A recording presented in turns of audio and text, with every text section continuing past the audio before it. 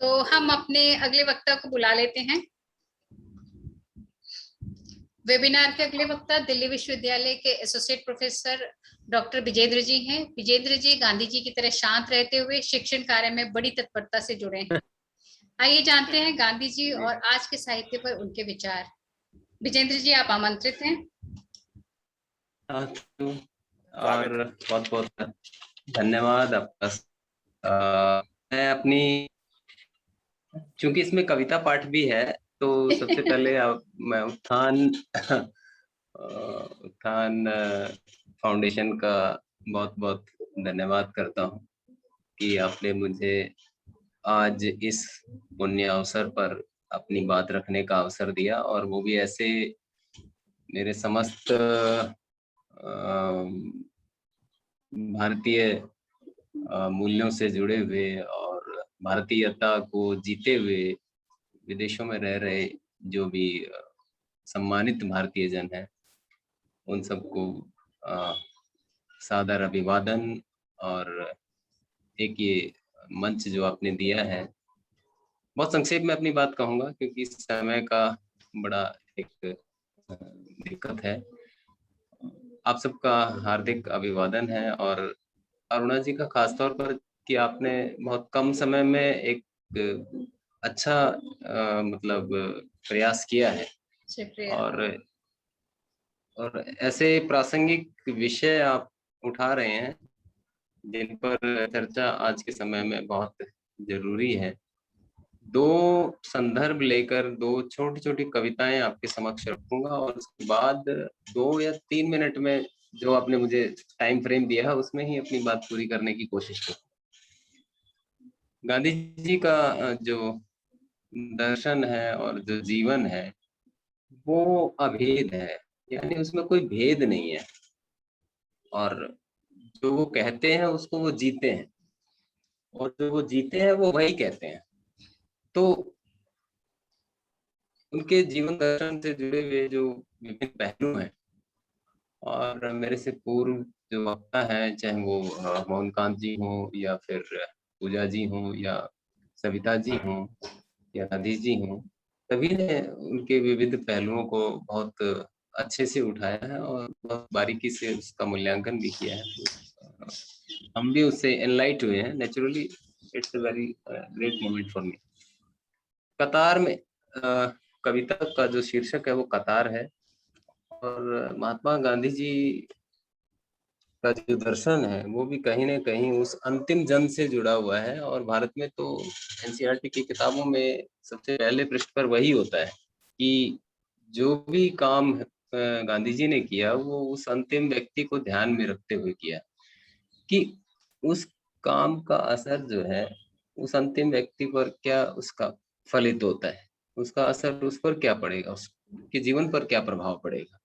तो ये सारा जो अल्टीमेटली जो सब जो प्रयास हैं वो उसी दिशा में है उनके।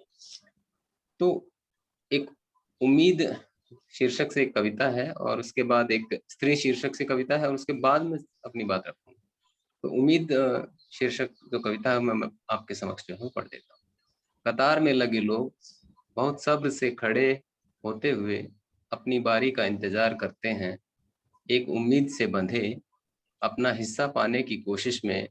सब खत्म हो जाने के बाद भी एक कोशिश और उम्मीद बची रहती है किसी कोने में, जिसे नहीं छीन सकते हो तुम। सब कुछ बटोरने के बाद भी एक लौ की तरह जलती उम्मीद और दिन रात की कोशिश। बहुत बढ़िया। दूसरी कविता जी, थैंक यू। दूसरी कविता जो आज के संदर्भ में और गांधी जी से भी कहीं ना कहीं वो बहुत मतलब जुड़ी हो सकती है, और आज के संदर्भ में गांधी जी कितना हमारे जीवन में है, हम उसको चाहे ऊपर से ना देखें, दर्शन और फिलॉसफी के रूप में हम उसको महसूस ना करें, लेकिन वो हमारे जीवन में है। और जो भी हम देखते हैं और करते हैं कहीं ना कहीं उसके ऊपर हमारा प्रभाव है। वो मैं बाद में उस पर मैं आऊंगा।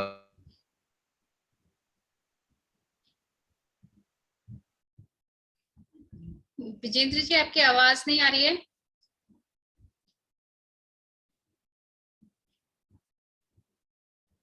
विजेंद्र जी आपकी आवाज नहीं आ रही है, प्लीज।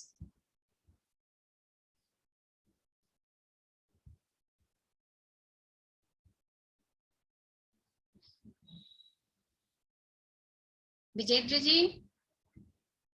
उसके अहम पर चोट है ताला, जो झांकना चाहता है उस हवा और धूप के भीतर, चाहता है उस अकेलेपन को घेरना, जिसके लिए लॉक की है उसने अपनी दुनिया।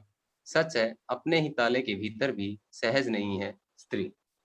ये दो कविताएं बहुत हैं और दो संदर्भ हैं। बहुत बढ़िया विजेंद्र जी। बहुत अच्छी बात। कभी कभी थोड़ा सा प्रयास कर लेता हूँ मैं। अब इन दो संदर्भों को देखते हुए जो आज का जो वर्तमान परिदृश्य और जो साहित्य लिखा जा रहा है, हम देखते हैं कि जो गांधी जी ने जो हमें रास्ता दिखाया, विजेंद्र और जी। वो रास्ता जो दिखा, हाँ जी हाँ जी हाँ जी, आ रही है आवाज? हाँ जी, अब हाँ आ रही है? आप अच्छी आ रही है। हाँ वो असल हाँ वो असल में लैपटॉप के मेल पे लिंक नहीं आ पाया, तो इसलिए मैं थोड़ा फोन से ही जुड़ गया। तो गांधी जी ने जो रास्ता दिखाया, और उस रास्ते में जो दो जीवन शैलियां हैं और जो दो जीवन दर्शन है, वो उनका जो जो जो उनका जो दर्शन है, उसमें एक तरफ तो परंपरा है और दूसरी तरफ आधुनिकता है। एक तरफ पाश्चात्य विचारों से वो कहीं ना कहीं थोड़े से प्रभावित हम होते हुए दिखाई देते हैं, एक तरफ भारतीय जो जीवन दर्शन है उनकी भी गहरी जो है वो छाप है उनके ऊपर। और केवल उनका किताबी जीवन नहीं, एक जीवन दर्शन उन्होंने अपने अनुभव से अर्जित किया है। वो जीवन जो उन्होंने खुद जिया है, और जिस रास्ते पर आज भी हम देखें, चाहे वो विभिन्न तरह के आंदोलन हो, रास्ता महात्मा गांधी का है। और वो रास्ता ये है कि जब उन्होंने देखा कि first world war, second world war, लाखों आदमी मर रहे हैं, तबाह हो रहे हैं, और पाश्चात्य जीवन दर्शन जो है वो किस तरीके से हथियारों की होड़ में है, हिंसा है, और मानवाधिकारों का हनन हो रहा है, लाखों लाखों आदमी मारे जा रहे हैं युद्धों में, तो वो त्रस्त है मानवता। और हिंदी साहित्य में तो पूरा एक मोहभंग का काल चला। तो वहां उम्मीद कहाँ है? वहां उम्मीद गांधी दिखाते हैं कि ये वो रास्ता है, वो मानवता का रास्ता है, वो संतुलन का रास्ता है, वो सहजता का रास्ता है, वो स्वाभाविकता का रास्ता है, वो प्राकृतिक रास्ता है, वो मानव अधिकारों से और प्राकृतिक जो जो हमारे जो रिश्ता है उससे जुड़ा हुआ रास्ता है। और उस समय के तमाम साहित्यकार आप देख लीजिए। तो जब हम पढ़ते थे, एमए में पढ़ते थे 90s में, हमें लगता था कि ये ज्ञानेंद्र के जो पात्र हैं वो इतने इतने सहनशील क्यों हैं, क्यों नहीं वो उस चीजों को तोड़ कर आगे बढ़ते हैं। लेकिन आज हमें पता चलता है कि सहनशीलता भी वो एक उसका एक सामयिक और प्रासंगिक है, वो सामयिक रूप से और सार्वभौमिक रूप से प्रासंगिक है। तो महात्मा गांधी जी ने जो जो पूरी दुनिया में उस समय नागरिक अधिकारों के जो आंदोलन चल रहे थे, और पूरी दुनिया में जो अलग अलग तरीके से लोग बदलाव की बात कर रहे थे, तो उन्होंने अपना एक अलग रास्ता चुना, और वो रास्ता आज भी प्रासंगिक है। और हम ये देखते हैं कि उनके ऊपर भी प्रभाव पड़े। वो टॉल्स्टॉय से भी प्रभावित थे, वो रस्किन से भी कहीं ना कहीं थोड़े बहुत प्रभावित थे। तो और उनकी जो जीवन दर्शन था वो केवल साहित्य पर उसका प्रभाव नहीं पड़ा, वो राजनीति को उन्होंने पूरी तरीके से प्रभावित किया। धर्म, दर्शन, इवन की हमारे जो मूल्य हैं, जो बात की मॉरिशस से जुड़ी हुई थी, जो कविता जी, क्या नाम कविता जी, वो बहुत सविता अच्छे, हाँ हाँ जी, बहुत सुंदर तरीके से उन्होंने व्याख्यायित किया कि सविता जी ने, कि कैसे गांधी जी जो है वो हमारे आम व्यवहार का हिस्सा है।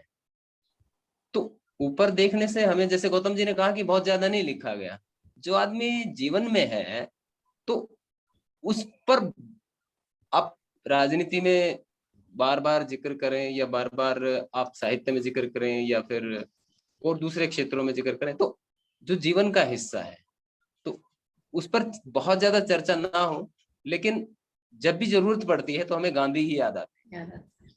ह्यूमन राइट की बात हो, सत्याग्रह की बात हो, स्वच्छता की बात हो, अहिंसा की बात हो, हमेशा प्रासंगिक है वो। हमेशा उनकी एक मतलब हर क्षेत्र में उनकी एक आवश्यकता है, चाहे वो राजनीति हो, चाहे वो पारिवारिक मूल्य हो, चाहे वो सामाजिक मूल्य हो, चाहे वो साहित्य की बात हो या और दूसरी चीजों की बात हो। तो जो जो रास्ता है, जो परिवर्तन का अंतिम व्यक्ति की जो बात है, अंतिम व्यक्ति की जो बात है, हालांकि ये कहा जाता है कि वो पुरानी भारतीय सनातन परंपरा और उससे ज्यादा प्रभावित थे, लेकिन वहीं वो उसको चुनौती भी देते हैं। डॉक्टर अंबेडकर और उनका संवाद आप देख लीजिए, तो अनटचेबिलिटी की बात हो और दूसरी जो सामाजिक कुरीतियां उनकी बात हो, तो जब प्रेमचंद हैं या जैनेन्द्र हैं या भवानी प्रसाद मिश्र हैं या फिर हम देखते हैं कि मैथिली शरण गुप्त हैं, वो जो अरुणा जी ने शुरू में कहा कि अभी 1920 से 1940-50 तक, तो वो 30 साल पूरे साहित्य पर, वो खासतौर पर हिंदी साहित्य पर, उस हिंदी साहित्य पर, जी केवल हिंदी साहित्य नहीं, पूरे भारतीय साहित्य पर और दुनिया भर के साहित्य पर कहीं ना कहीं प्रभाव पड़ा है उस दौर में।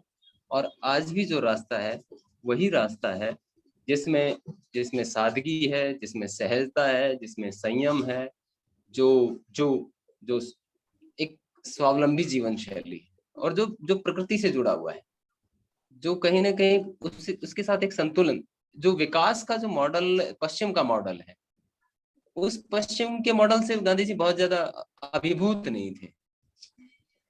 और भारत जैसे देश के संदर्भ में तो ये हो भी नहीं सकता था, जहाँ इतनी बड़ी व्यापक जो है वो आबादी है और वो रिसोर्सेज उस हिसाब से नहीं है, तो वो जीवन शैली भारतीयों के लिए नहीं है।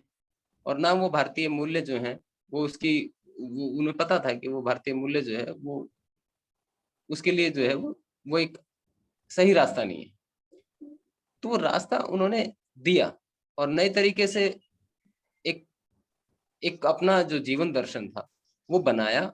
और यही कारण था कि जो 70 से ज्यादा देशों में औपनिवेशिक व्यवस्था थी और कहा जाता था कि अंग्रेजों के राज में सूरज नहीं ढलता, उस लूट, शोषण और दमन पर आधारित और क्रूर और आतताई जो व्यवस्था थी, उसको उन्होंने चुनौती दी। और न केवल चुनौती दी बल्कि अपने औजारों से और अपने सत्य, अहिंसा और जो सत्याग्रह के औजारों से जो है वो उसको मात भी दी।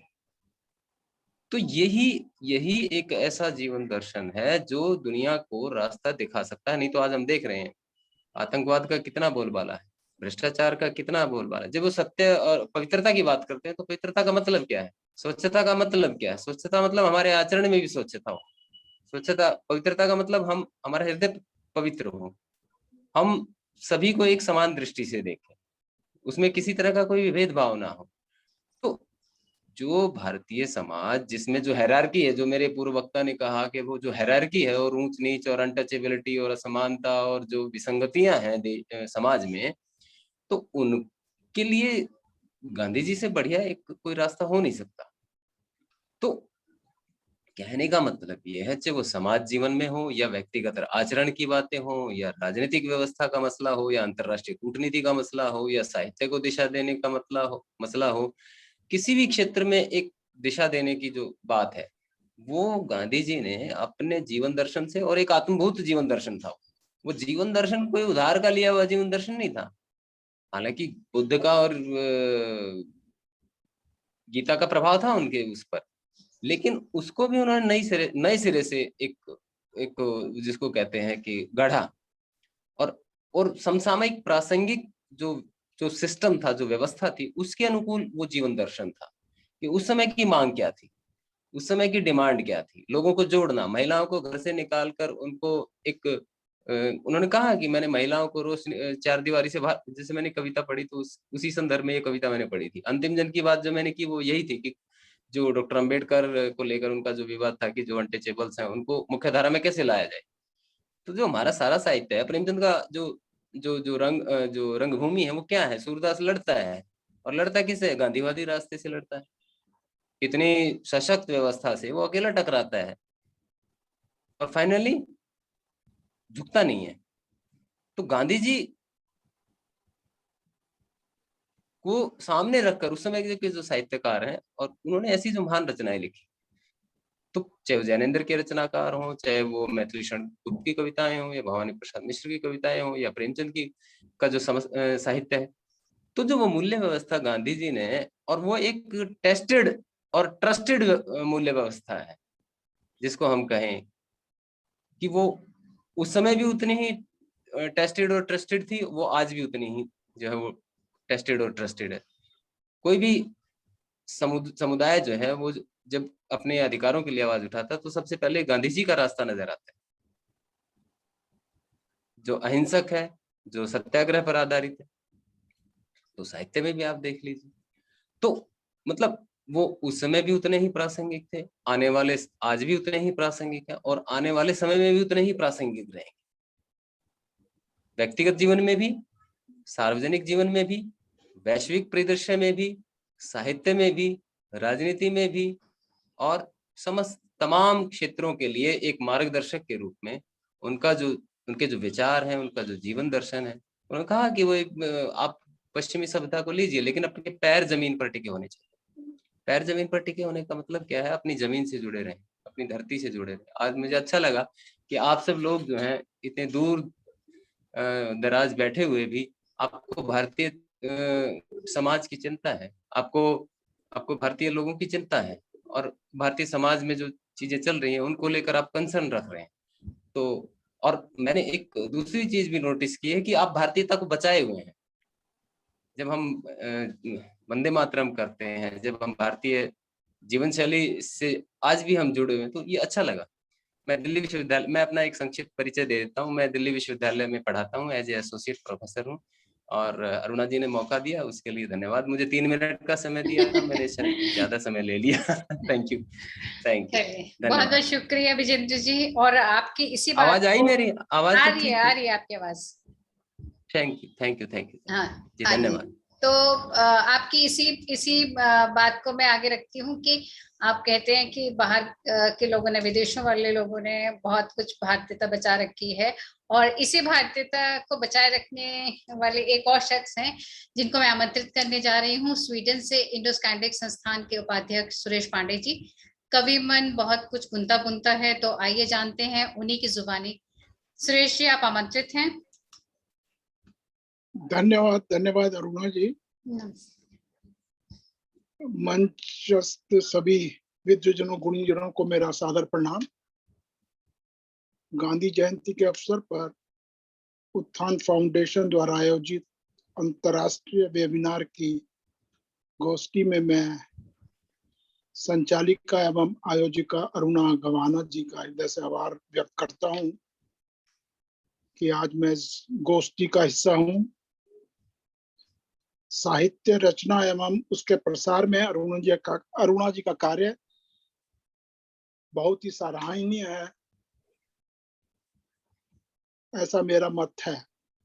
मेरे से पहले काफी गुणीजन, विद्वान लोग बोल चुके हैं गांधी जी के बारे में, तो मेरे पास ज्यादा तो कुछ है नहीं, लेकिन तब भी थोड़े से विचार, 1-2 मिनट अगर मुझे आप दे रही हैं। गांधी जी का विचार साहित्य के लिए हमेशा नए आयाम परिभाषित करता है। सादा जीवन, उच्च विचार जहां उनका सिद्धांत है, वहीं साहित्य में वह बिल्कुल सामाजिक संदर्भ में बदलकर साहित्य के रूप में दिखलाई देने लगते हैं। साहित्य को गांधी जी के सिद्धांतों ने सबसे ज्यादा प्रभावित किया है। गांधी जी के बहुत से सिद्धांत व्यावहारिक और सामाजिक दोनों ही संदर्भ रूप में दिखते हैं। गांधी जी जानते थे कि कोई भी देश तब तक स्वतंत्र नहीं है जब तक वह अपनी भाषा में ही नहीं बोलता, और भाषा वही श्रेष्ठ है जिसको जन समूह सहज में ही समझ ले। गांधी जी ने अपने समाचार पत्र नवजीवन और हरिजन गुजराती के साथ साथ हिंदी में भी प्रकाशित किया है। गांधी जी ने तुलसीदास पर एक छोटा सा निबंध भी लिखा था। वह 1929 के हिंदी जनजीवन अखबार में छपा है। आपकी प्रार्थना सभा में सदा प्रवचन के लिए गांधी जी हिंदी हिंदुस्तान का ही प्रचार करते थे। गांधी पर समूचे भारतीय साहित्य का प्रभाव पड़ा था और गांधी जी का समूचे भारतीय साहित्य पर प्रभाव पड़ा है। चाहे गद्य हो या पद्य, सभी दिशाओं में गांधी जी का प्रत्यक्ष अप्रत्यक्ष प्रभाव पड़ा है। गांधी युग सन 1920 से 1948 तक माना जाता है। इस युग का शायद ही कोई कवि या लेखक हो जो गांधी दर्शन से प्रभावित ना हुआ हो। दिनकर जी के काव्य में गांधी जी की सर्वाधिक ओजस्वी छवि है। दिनकर जी लिखते हैं, तू कालोदती का महास्तंभ, आत्मा के नभ का तुंग के तू, बापू तू मर्त्य अमर्त्य, स्वर्ग पृथ्वी भूनभ का मां से तू, बापू तुमको सत सत नमन। इसके बाद माखनलाल चतुर्वेदी भी अपनी वीर पूजा में इसी दृष्टि में उखलेनी है। वह लिखते हैं, तू भुजा उठा के दे जई, तू भुजा उठा के दे जई, जग चक्कर खाने लगे। मैं ज्यादा तो नहीं बोल पाऊंगा और आज के लिए, आज की गोष्ठी के लिए आपका बहुत बहुत धन्यवाद सब विद्वजनों का, और गांधी जी को सत सत नमन। और आज लाल बहादुर शास्त्री जी की भी जन्म है, उनको भी सत सत नमन करता हुआ मैं अपनी वाणी को विराम देता हूँ। धन्यवाद अरुणा जी। अगर आप कहें तो एक कविता सुना दूं, अगर टाइम है तो आपके पास। मैं अगले वक्ता को बुला लेती हूँ। हाँ हाँ बिल्कुल बिल्कुल ठीक कर रही हैं आप। तो बहुत बहुत धन्यवाद आज के लिए। जी धन्यवाद। तो हाँ धन्यवाद। अगले हमारे वक्ता गांधी जी के एक अनुयायी ही हैं, और गांधी जी के एक अनुयायी जो हिमाचल के पहाड़ों में भी थे, जिन्हें पहाड़ी गांधी कहा जाता है। बुलबुले पहाड़ और काले कपड़ों वाला जरनैल भी कहा गया है। आइए एक ऐसे गांधी के बारे में जानते हैं अपने अगले वक्ता लेखराम जी से, जो हमारे साथ हिमाचल से जुड़े हैं। लेखराम जी हिमाचल प्रदेश विश्वविद्यालय में असिस्टेंट प्रोफेसर हैं। लेखराम जी आप आमंत्रित हैं।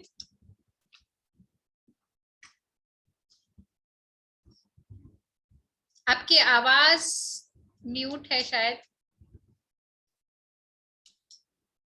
लेखराम जी आप म्यूट हैं।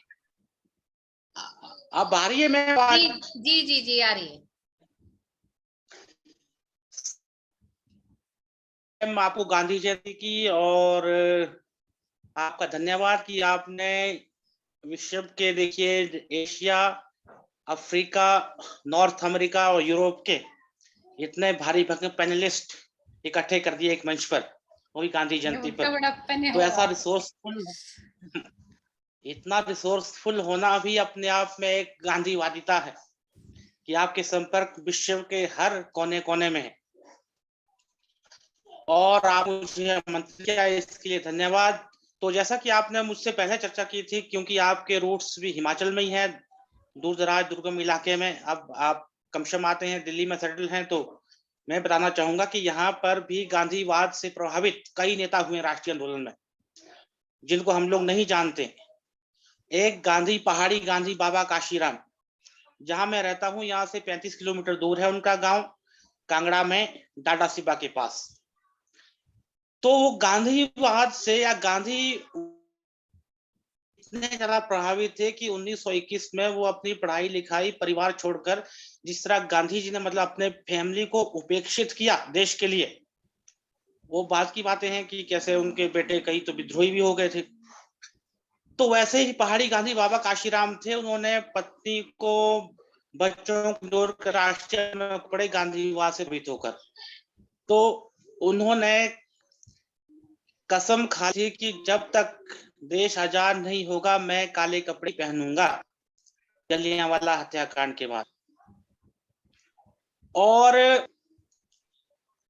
जब यहाँ जलसा हुआ था लुधियाना में 1937 में, तो जवाहरलाल नेहरू जी ने उनकी सांगठनिक क्षमता, उनकी मतलब कि एक लेखक भी अच्छे थे, पहाड़ी भाषा में लिखते थे। जिस तरह गांधी जी हमेशा रामचरितमानस गाँव-गाँव में यूपी, बिहार में सुनाते थे, तो भी पहाड़ी कविताएं लिखकर लोगों को प्रेरित करते थे कि भाई आप लोग भी राष्ट्रीय आंदोलन में कूद पड़ो, ये आज की जरूरत है।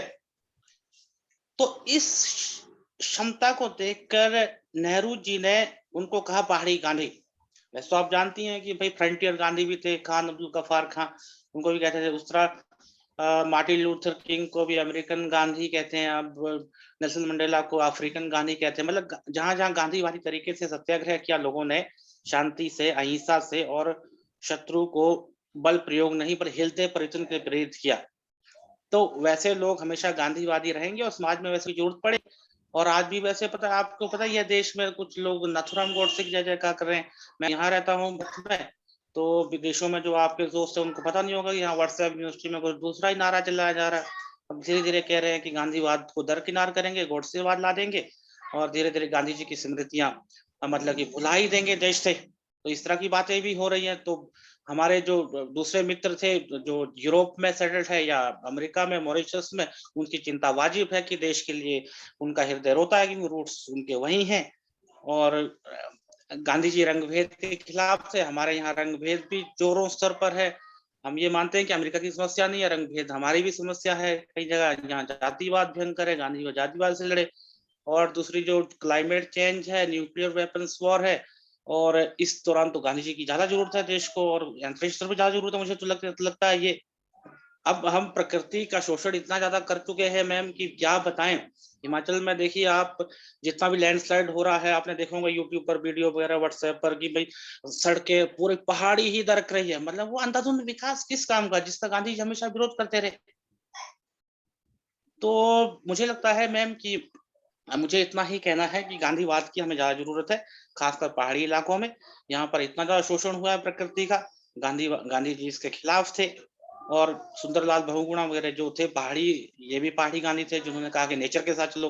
हम नेचर के साथ नहीं चल रहे हैं, तो आप देख ही रहे हैं कि भाई परिणाम हमारे सामने, संकट है विशाल। तो थैंक यू मैम आपका देने के लिए। चलिए, बहुत बहुत शुक्रिया लेखराम जी। और ये जो आपने बात कही कि हमें प्रकृति को भी उसी तरह से लेना चाहिए जिस तरह से गांधी जी ने लिया था, उन्होंने अपनी जिंदगी में आत्मसात किया था। और ये उत्तराखंड या हिमाचल के जो पहाड़ नीचे, कल भी शिमला में स्लाइड हुआ है, तो वो सब यही बताते हैं कि प्रकृति के नजदीक हमें रहना चाहिए, और प्रकृति को उतना ही प्यार देना चाहिए जितना हम उससे चाहते हैं, उतना ही उसे आसरा देना चाहिए जितना हम उससे आसरा चाहते हैं। और आपकी शिकायत लोगों से और हिमाचल की तरफ आपका ये रुझान वाजिब है, और उम्मीद करते हैं कि सबको ये बात समझ आएगी कि अहिंसा और गांधीवाद, ये दोनों ही छोड़ना हम सबके लिए, इंसानियत के लिए ही अपने आप नुकसानदेह होगा। तो आइए अब इस वेबिनार की समापन की ओर चलते हैं। आजादी की लड़ाई की मुहिम में आधुनिक हिंदी साहित्यकार गांधी जी के संपर्क में आए। कवियों और लेखकों को गांधी जी के प्रयासों और विचारों में आस्था थी, इसलिए वे उनकी बातों को अपना स्वर देते थे। उन्होंने अपनी रचनाओं के माध्यम से भारतीयों में जनचेतना का प्रयास किया, साथ ही गांधीवादी विचारों को सूत्र बना साहित्य रचा। कवियों में अयोध्या सिंह हरिऔध, माखनलाल चतुर्वेदी, सोहनलाल द्विवेदी आदि बहुत सारे नाम हैं। और इसी तरह जो है साहित्यकारों में भी मुंशी प्रेमचंद, जयशंकर प्रसाद, सुमित्रा नंदन पत। और मुंशी प्रेमचंद की कहानी के एकमात्र एक ऐसे कहानीकार थे जिन्होंने लगभग 25 कहानियां प्रत्यक्ष या परोक्ष रूप से गांधी दर्शन और आंदोलनों को लेकर लिखी थी, और यह यात्रा 1921 के अंत से शुरू होकर अंत तक चली। इस कारण प्रेमचंद को गांधीवाद का साहित्यिक संस्करण भी कहा जाता है। रंगभूमि, कर्मभूमि, गोदान आदि कृतियां इसी श्रृंखला के मील के पत्थर हैं। इसके बाद मैं महात्मा गांधी जी की एक उक्ति के साथ अपनी वाणी को विराम देती हूँ कि दुनिया में इतने लोग आज भी जिंदा हैं, और यह बताता है कि दुनिया का अथाह हथियार बल पर नहीं है, इसका आधार सत्य, दया और आत्मबल है।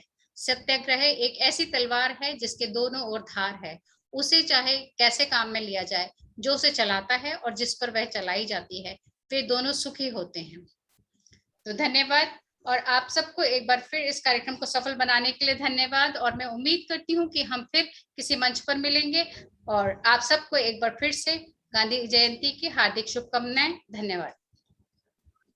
जी, थैंक यू, बहुत बहुत धन्यवाद आपका। आप आपने सबका आप आए, बहुत बहुत अच्छा लगा। धन्यवाद और बहुत शुभकामनाएं अच्छा अरुणा जी, कार्यक्रम। बधाई हो सफल कार्यक्रम के लिए आपको। बिल्कुल। धन्यवाद। और और सविता बहुत जी, बहुत वैसे मैं यही धन्यवाद। बात कहती हूँ कि मुझे भी थोड़ा सा रश्क हो रहा है कि आप गांधी जी के सपनों जैसे भारत में रहती हैं और हमारा भारत वैसा नहीं बन सका, तो मैं चलो कोशिश इसी बात सविता पे जी ने आपको मॉरिशस के सविता दर्शन करा दिए जाएं। एक सेकंड, हाँ, मैं बाहर ले जाकर स- आपको सपनों के देश के दर्शन करा दूं। सविता जी ने बहुत बुनियादी बातें बताई हैं जो बिल्कुल एकदम जमीन पर होती हैं। बहुत धन्यवाद, बहुत धन्यवाद। इन्हीं की जरूरत है। बड़ी बड़ी बातें करने से मुझे लगता है कि मुख्य मुद्दा छूट जाता है। जी बिल्कुल। नहीं, मुझे अच्छा ये लगा शायद कि आप आप देख पा रहे हो तो ये गांधी बिल्कुल जी के बिल्कुल सपनों का देश मॉरिशस, ये मुड़िया बिल्कुल पहाड़ बहुत है पीछे हमारे। वैसे तो इसका नाम पीटरबूथ माउंटेन है, लेकिन यहाँ क्योंकि भारतीय मूल के लोग हैं तो वही से मुड़िया पहाड़ बुलाते हैं, क्योंकि शायद आप देखेंगे इसके सर पे एक मुंडी जैसी टोपी दिखाई देगी आपको। इसका शेप थोड़ा जी जी जी, इंसान बहुत जैसा है। सुंदर, बहुत सुंदर। चलिए, नदी बहुत है। अच्छा लगा। वैसे आपकी ये भी बात सही थी कि ये हम लोग लाइट ही रखते हैं हमेशा वेबिनार, तो मुझे अच्छा लगा कि आपने इस बात को महसूस किया, क्योंकि मुझे ये लग रहा था कि कोरोना पीरियड के बाद बहुत भारी भरकम वेबिनार करना शायद अच्छा नहीं होगा, और मुझे महसूस हुआ था अपने स्तर पर, आज सभी वक्ताओं ने जो और कहा मन आपने से ये कहा। महसूस किया तो मुझे लगा कि मेरा वो सोच और मेरी वो संवेदना जो है वो असफल हुई। तो आप सबको धन्यवाद जी, थैंक यू, जी। थैंक यू, ठीक, थैंक यू। नमस्कार। नमस्कार।